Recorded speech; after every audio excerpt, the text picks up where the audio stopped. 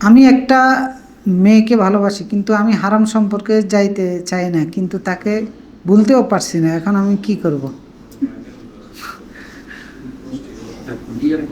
হ্যাঁ, এখন যেটা করতে পারেন সেটা হচ্ছে যে গার্ডিয়ানকে রাজি করে তাকে বিয়ে করতে পারেন, যদি প্রাপ্তবয়স্ক সময় এটা থাকে। আর 2 নম্বর হচ্ছে, এরকম কাউকে ভালো লাগতে পারে, কিন্তু আমি সেখান থেকে দূরে থাকবো। কার ইচ্ছায়? আল্লাহর ইচ্ছাকে বাস্তবায়ন করার জন্য। কারণ আমি তো মুসলিম।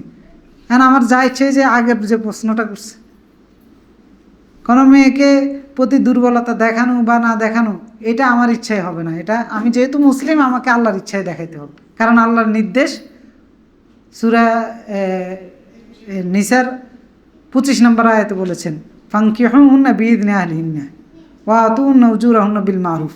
বিয়ে করো তাদের মোহরানা দিয়ে দিয়ে পরিবারের অনুমতি নিন। ওয়ালা মুত্তাখিদাতি আখদান, গোপন বান্ধবী হিসেবে গ্রহণ করা যাবে না।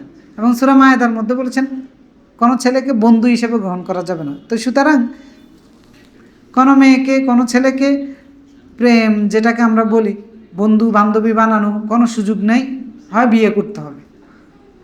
এখন আপনি এই কাজ থেকে বিরত থাকবেন কার খুশির জন্য? আল্লাহর খুশির জন্য।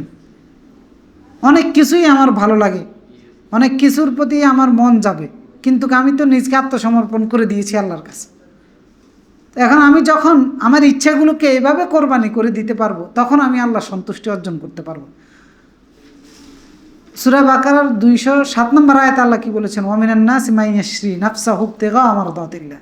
মানুষের মধ্যে এমন কিছু মানুষ আছে যারা তাদের ইচ্ছাকে বিক্রি করে দিয়েছে, নিজেকে বিক্রি করে দিয়েছে ইবতিগা মারদাতিল্লাহ, আল্লাহর সন্তুষ্টির কাছে।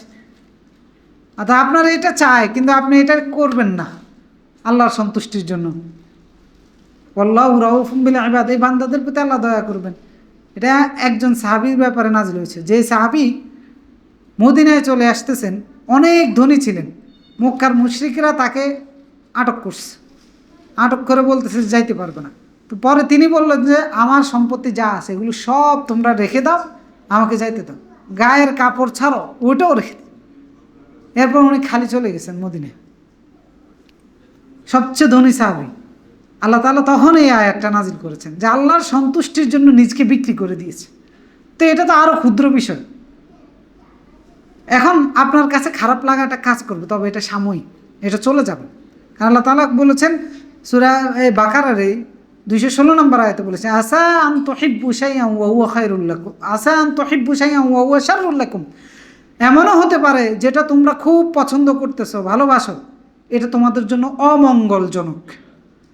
আসা আন তাকরাহু শাইআন ওয়া হুয়া খায়রুল লাকুম, এমনও হতে পারে যেটা তোমরা অপছন্দ করতেছো, এই সম্পর্ক থেকে দূরে থাকা অপছন্দ করতেছেন, এটা তোমার জন্য কল্যাণকর, এমনও হতে পারে।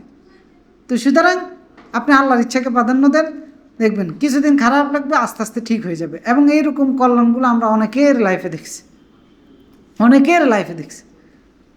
তো এটার জন্য একটু সময় দিতে হবে, আর এই কাজ থেকে বিরত থাকতে হবে আল্লাহর ইচ্ছাকে বাস্তবায়ন করার জন্য।